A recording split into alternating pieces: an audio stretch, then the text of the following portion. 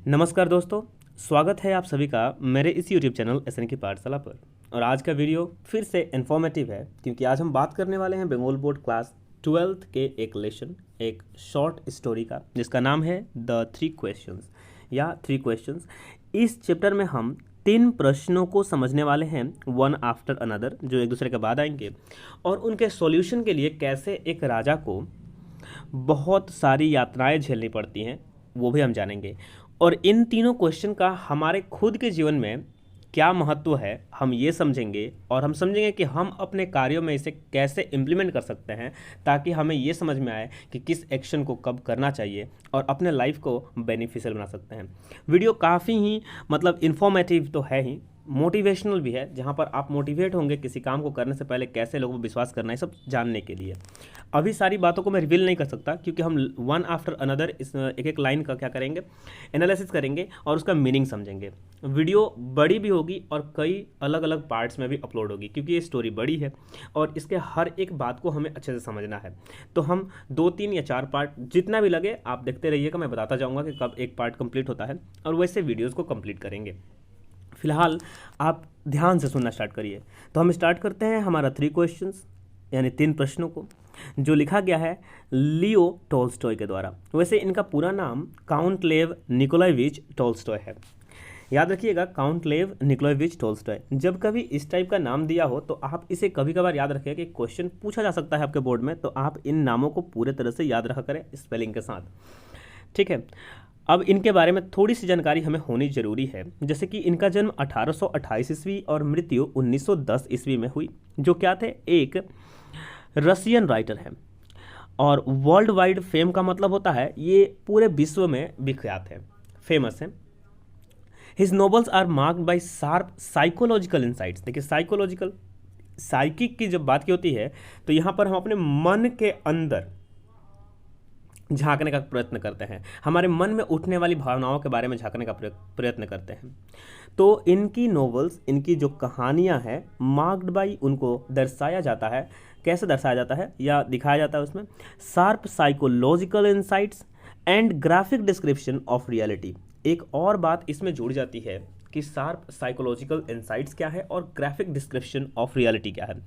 देखिए, वास्तविकता को ये दिखाते हैं, लेकिन जब ये वर्ड्स के साथ उसका वर्णन करते हैं तो ये ग्राफिक माने फोटो की तरह आपको देखने में प्रतीत होने लगती है। मतलब मान लीजिए मैं कोई कहानी आपको बता रहा हूँ और ये कहानी इतनी जीवित प्रतीत हो रही है, आप इसको इतना रिलेट कर पा रहे हैं अपने लाइफ से कि आपको फील हो रहा है कि ये मेरे सामने ही घटना घट रही है। इसी को कहते हैं। और शार्प का मतलब होता है तीक्ष्ण, मतलब कि ऐसी चीज़ है जो संसार में सभी को पता होनी चाहिए, ये बात हो रही है यहाँ पर।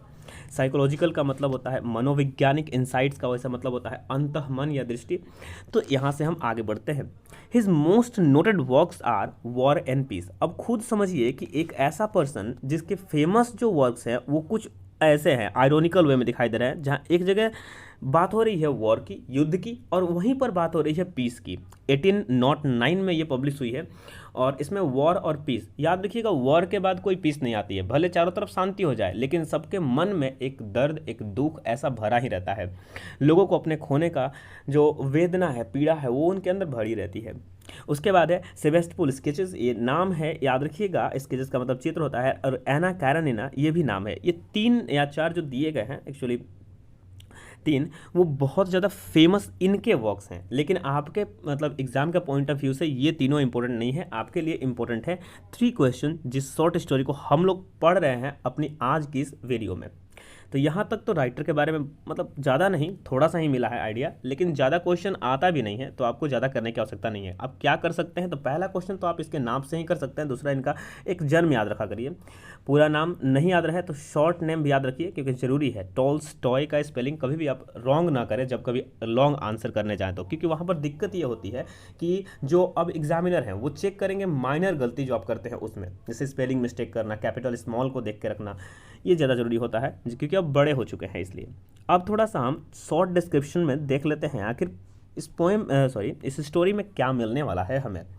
तो कह रहे हैं through the tale of a tsar. Tsar का मतलब यहाँ पर हो जाएगा राजा, जैसे टी जार लिखा हुआ है, बहुत लोग टी जार नहीं पढ़िएगा, इसको जार पढ़ते हैं। तो through the tale of a tsar, एक जार मतलब रशियन राजा समझ लीजिए। तो एक जार कि कहानी, टेल का मतलब होता है कहानी के through, the through the tale of Azar, एक राजा के कहानी के थ्रू। कौन सा राजा? हु वॉन्टेड टू नो, जो चाहता था जानना, the nature of appropriate council and action. ध्यान से रखिएगा, नेचर मतलब होता है प्रकृति, यानी कि कार्य को करने का एक ढंग। तो एप्रोप्रिएट मतलब होता है एकदम सटीक, काउंसिल का मतलब हो गया सलाह, एंड एक्शन का मतलब हो गया कार्य। Tolstoy reveals an illuminating notion. वैसे इल्यूमिनेट करने का मतलब होता है आपके माइंड में प्रज्वलित कर देना एक भावना को, about the duties of man, जो किसको दिखाए? इंसान के कर्तव्य को। तो एक राजा है जिसके मन में क्वेश्चन हुआ कि वो जानना चाहता है एप्रोप्रिएट काउंसिल क्या होता है और एक्शन कौन सा है जो एप्रोप्रिएट है, मतलब कौन से ऐसे लोग हैं जो उसे काउंसिल कर सके, उसे सलाह दे सकें और कौन सा कार्य उसे करना चाहिए, ये दिखाता है।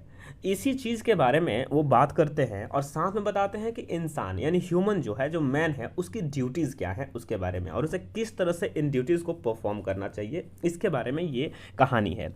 दिस सिंपल टेल इज़, अब ये चूँकि साधारण सी बात है, यहाँ पर एक राजा रानी वाली कहानी नहीं है, लेकिन राजा की कहानी है जो सिंपल है but loaded with deep thoughts. ये भरा हुआ है पूरी तरह से डीप थॉट्स से। डीप मतलब बहुत ही गहरे थॉट्स हैं इस, अगर आप स्टोरी को पढ़ते हैं, मैं खुद ही पढ़ाता हुआ जाऊंगा, आपको समझाता हुआ जाऊंगा। On the way human being should conduct their actions, उस तरीकों को बताने के लिए जिस तरह से ह्यूमन बींग यानी कि मनुष्य शुड कंडक्ट करना चाहिए देयर एक्शंस, अपने कार्य को कर सकते हैं। अब हमारे मन में बहुत सारे प्रश्न होते हैं कि हमारे सामने बहुत सारे कार्य हैं, लेकिन सबसे इम्पोर्टेंट कार्य कौन सा है हमें ये समझ में नहीं आ रहा है। दूसरा, बहुत सारे कार्य हैं लेकिन किस समय पर किस कार्य को करें हमें ये समझ में नहीं आ रहा। और जब मैं कार्य करता हूँ तो उनमें किन लोगों को अपने साथ रखूँ, मैंने कौन से ऐसे लोग हैं जिन पर मैं भरोसा कर सकता हूँ। ये सब बातें जो हैं, ये हर आदमी के मन में ये क्वेश्चन जरूर रहता है। और लियो टॉल्स्टॉय यहाँ पर इसी चीज़ को रिवील करने वाले हैं, समझाने वाले हैं कि आपको किस समय में कैसे लोगों को भरोसा करना चाहिए, कौन सा कार्य करना चाहिए। पूरी कहानी खत्म होते होते आप हर एक प्रश्न का आंसर खुद कर पाएंगे और खुद दे पाएंगे। अब हम स्टार्ट करेंगे 1 बाय 1 एक एक लाइन को समझना। तो चलिए बढ़ते हैं। तो यहाँ आपको दिख ही रहा होगा कि आई से स्टार्ट होता है ये कहानी। ध्यान से एक बात को समझिएगा तो बहुत ज़्यादा आपके लिए भी फ़ायदेमंद होगा, क्योंकि ये इंटरेस्टिंग है, लेकिन आपको पहले ही पता है लोडेड है डीप थॉट्स के थ्रू। यहाँ देखिए, अब मैं एक एक वर्ड को बताऊंगा, कॉपी भी खोल कर रखिए जिससे कि आप वर्ड को नोट कर पाएं। It once occurred to a certain tsar. वैसे तो देखा जाए तो इस लाइन का फॉर्मेशन गलत है। It once occurred to a certain tsar, certain tsar नहीं है। It once certain occurred to a tsar, मतलब कि एक समय की बात है, एक राजा के दिमाग में, जो रशियन राजा है इसलिए जार कहा गया है, के दिमाग में एक बात उत्पन्न होती है अचानक से। सर्टन का मतलब हो गया अचानक से, ऑकर्ड का मतलब होता है उत्पन्न होना।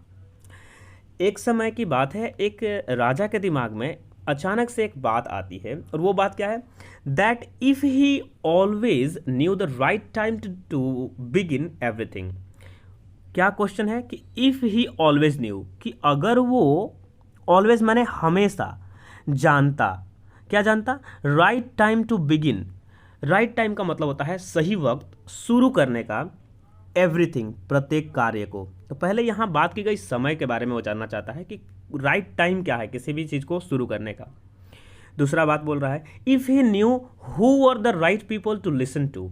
दूसरा इसी में बात बोलता है कि अगर वो जानता कि हु वर द पीपल, माने कि वो राइट पीपल कौन से हैं। Who are the right people का मतलब हो गया वो आखिर इम्पोर्टेंट पर्सन या सही लोग कौन हैं जिन्हें उसे सुनना चाहिए, एंड होम टू अवॉइड, और किसकी बातों को अनदेखा करना चाहिए, एंड अबव ऑल, और इनसे भी परे होकर के और एक क्वेश्चन क्या आता है, if he always knew what was the most important thing to do, कि आखिर वो काम ही कौन सा है जिसको वो करे। तो इसके मन में 3 बातें आई। पहला बात ये है कि कौन से मतलब समय पर किसी भी काम को स्टार्ट करे। दूसरा क्वेश्चन ये हुआ कि किन लोगों को सुने और किन को वो अवॉइड करे, मतलब अनसुना कर दे। और तीसरा हो रहा है कि कौन सा काम है जो उसको वो सबसे पहले स्टार्ट करे। अब ये क्यों जानना चाहता है, इसी लाइन का लास्ट में आंसर दे रहा है, ही वुड नेवर फेल। अगर उसको ये सब पता हो तो क्या होगा, ही वुड नेवर फेल, वो कभी भी फेल नहीं होगा, पराजित नहीं होगा या हारेगा नहीं। इन एनीथिंग, किसी भी चीज़ में, ही माइट अंडरटेक, जिसको वो करने के लिए स्टार्ट करे। तो एक समय की बात है, एक रशियन राजा के दिमाग में एक प्रश्न उठता है, और उस प्रश्न में उसे क्या है, अचानक से उठता है, और प्रश्न में होता है कि आखिर कौन से ऐसे लोग हैं जिनको मैं फॉलो करूं या जिनको मैं ना फॉलो करूं या उनकी बातों को ना सुनूं। कौन सा ऐसा काम है और कौन सा ऐसा समय है जिस पर मैं किसी भी चीज़ को स्टार्ट करूं जिससे कि मैं कभी वो राइट चीज़ पता चल जाए कि मैं कभी अपने जीवन में हारूं नहीं, चाहे जो भी स्टार्ट करूं कभी वो खराब ना हो। तो यहाँ तक रशियन राजा को ये बात तो उसके मन में क्वेश्चन आई। अब किसी के मन में भी क्वेश्चन आता है तो वो क्या करता है, उसके आंसर को खोजने की तलाश करना स्टार्ट करता है, जैसा कि हम सभी करते हैं। तो अब इसके बारे में इसका आंसर स्टार्ट होगा, लेकिन उसके लिए उसने क्या क्या किया वो समझना होगा पहले। तो चलिए इसके बाद वाली बातों को हम समझ लेते हैं वन बाय वन। अब यहाँ से कहानी थोड़ी सी आगे बढ़ेगी। अब चूंकि उसके मन में क्वेश्चन आ गया है तो वो क्या करता है, and this thought having occurred to him, और ये जो थॉट था, हैविंग ऑकर्ड का मतलब होता है कि बार बार उसके दिमाग में आता रहा। ही हैड इट प्रोक्लेम्ड, अब तो क्या किया उसने, इस बार बार उसके मन में जब क्वेश्चन आने लगा तो इसने प्रोक्लेम्ड करवा दिया, घोषणा करवा दिया। थ्रू आउट माने होता है पूरे, एक प्रेपोजिशन है याद रखिए।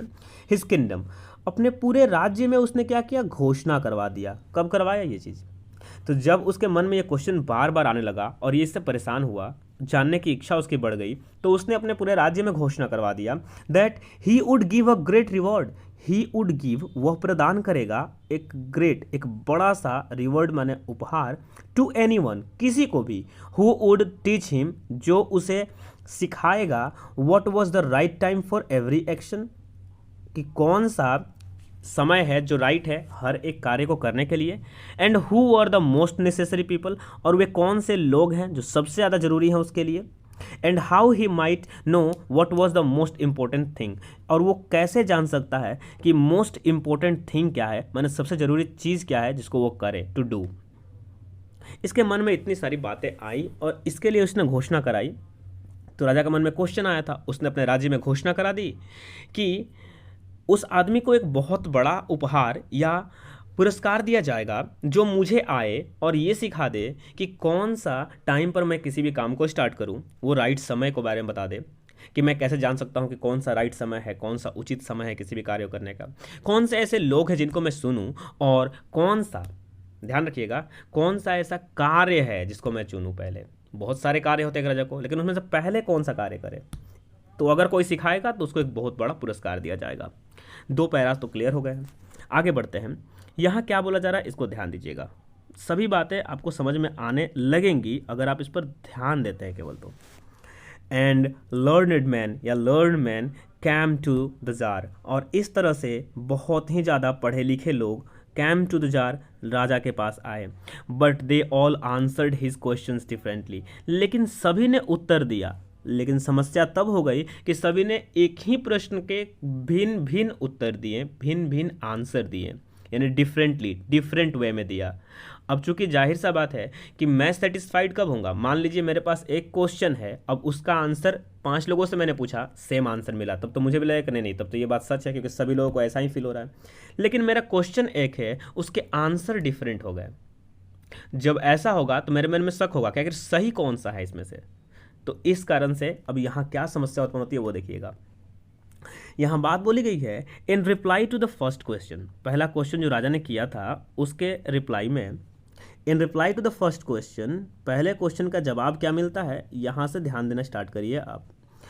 सम सेड, कुछ ने कहा, to know the right time for every action, जानने के लिए, टू नो का मतलब है जानने के लिए, राइट टाइम सही वक्त, फॉर एवरी एक्शन हर एक कार्य का, one must draw up in advance a time table of days, कि किसी को क्या, वन मस्ट ड्रॉ अप का मतलब किसी को भी क्या करना चाहिए, एडवांस में, मतलब पहले से ही ड्रॉ अप करना चाहिए, लाइन खींच लेनी चाहिए। किस चीज़ की लाइन खींचनी चाहिए, टेबल बना लेना चाहिए, डेज का, दिनों का, मंथ महीनों का, ईयर सालों का, एंड मस्ट लिव स्ट्रिक्टली, और उस पर स्ट्रिक्टली मतलब पूरा स्ट्रिक्ट होकर के उसको क्या करना है, स्ट्रिक्टली लिव करना है, must live strictly according to it.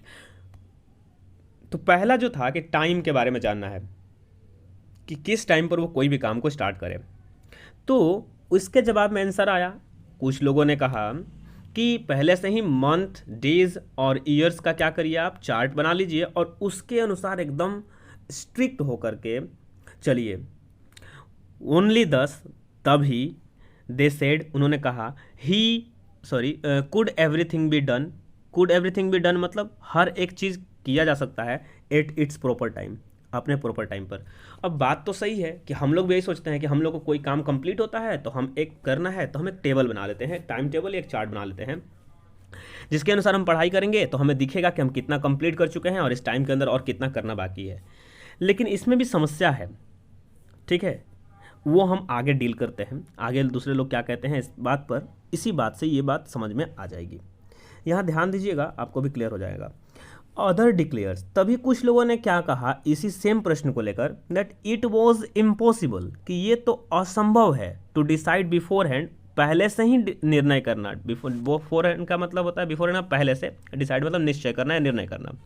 The right time for every action, क्या है राइट टाइम, सही समय, सही वक्त, फॉर एवरी एक्शन, किसी भी एक्शन को करने के लिए उसका जो सही समय होता है उसको पहले से निर्धारित करना बहुत मुश्किल है, इम्पॉसिबल है लगभग ये। बट दैट, लेकिन, not letting oneself be absorbed in ideal pastimes, तो इसके लिए क्या करना होगा कि आपको एक बात ध्यान देनी होगी कि आपको not letting one self absorb, absorb का मतलब हो गया फंसे रहना या डूबे रहना, किस में, पास्ट में, ideal past times. Past times मैंने बीते हुए वक्त को आपको नहीं सोचना होगा। One should always attend to all that was going on, one should always attend मैंने हर किसी को क्या करना चाहिए, पास्ट में न रह करके, पास्ट वाले चीज़ में नहीं घुसे रहने करके आपको क्या करना होगा, अटेंड करना होगा उस हर चीज़ को, to all that was going on, जो अभी चल रहा है, ठीक है, जो क्या हो रहा है, जो अभी चल रहा हो उसको अटेंड करना होगा। And then do what was the most needful, और तब करना होगा उन कामों को जो सबसे ज़्यादा नीडफुल हैं, जिन कामों को करने की सबसे ज़्यादा ज़रूरत है उनको पहले करना होगा। अदर्स अगेन सेड, अब इन बातों को सुन करके भी दूसरे क्या कहते हैं, they said however attentive the tsar might be, tsar कितना भी अटेंटिव क्यों ना हो,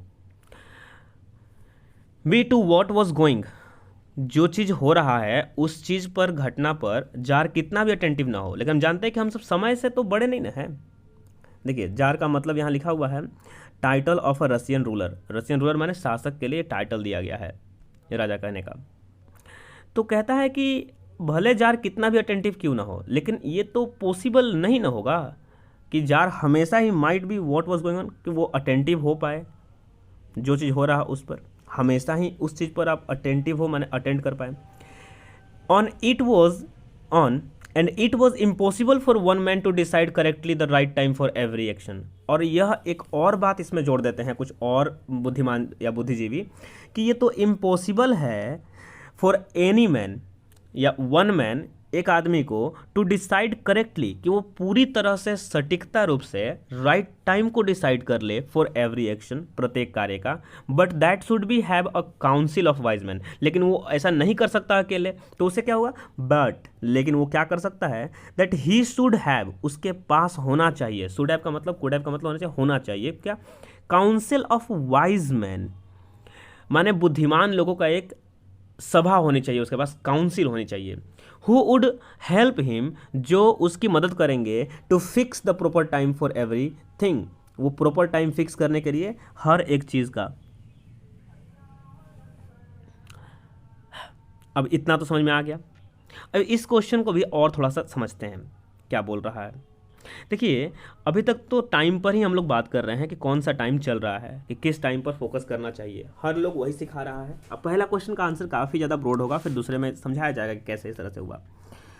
बट जैसे ही ये लोग बोल रहे थे कि काउंसिल होना चाहिए जो पहले से डिसाइड कर दे कि किस टाइम पर राजा को कौन सा काम करना है, बट देन तभी अगेन अदर सेड, दूसरों ने क्या कहा, अगेन अदर सेड मैंने दूसरों ने कहा, there were something which could not wait, लेकिन ऐसे भी कुछ कार्य होंगे विच कुड नॉट वेट, जो इंतजार नहीं कर पाएंगे या जिनको इंतजार नहीं करा सकता या फिर रुका नहीं जा सकता, इसके लिए to laid before a council, council के पास लेके जाओ, उस पर चर्चा करो, फिर उस पर एक्शन लो। लेकिन ऐसा तो कुछ ऐसा इमरजेंसी वाला कार्य आ जाएगा जिसको हम काउंसिल के पास नहीं लेके जा सकते। मान लीजिए राजा युद्ध के मैदान में फंसा हुआ हो और अब उसे युद्ध के मैदान से भागना है या उसमें लगे रहना है मरने के लिए, अब क्या करेगा? वो फिर से इसमें काउंसिल बैठाएगा, काउंसिल से डिस्कस करेगा और फिर जाकर फाइट करेगा। दूसरा राजा तो ऐसा नहीं करेगा। तो वही कहा जा रहा है कि ऐसा कैसे हो सकता है कि काउंसिल के पास हर बात ले जाएं, वो लोग सोचें, फिर उसके बाद आंसर करें, तब आप उसके अनुसार एक्शन करें।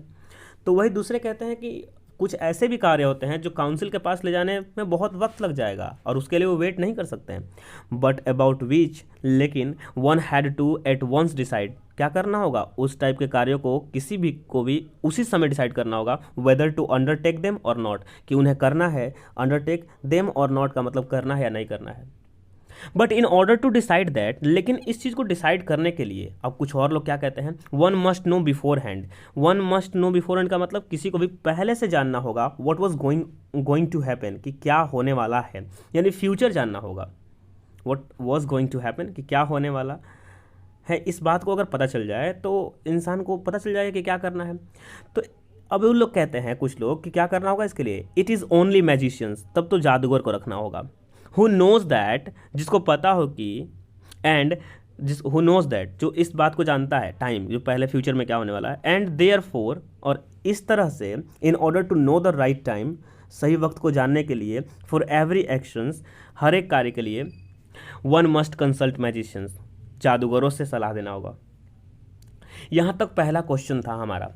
पहले क्वेश्चन के डिफरेंट कैसे आंसर मिले, यहाँ तक आप देख पाए होंगे।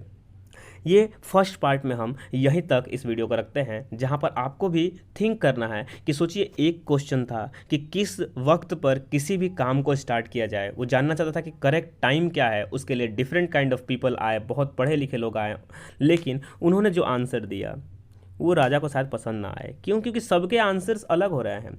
हर कोई दूसरे के प्रश्न का उत्तर काट रहा है, मतलब कोई और बोलता है कुछ तो दूसरा उसमें और बोलता है कुछ।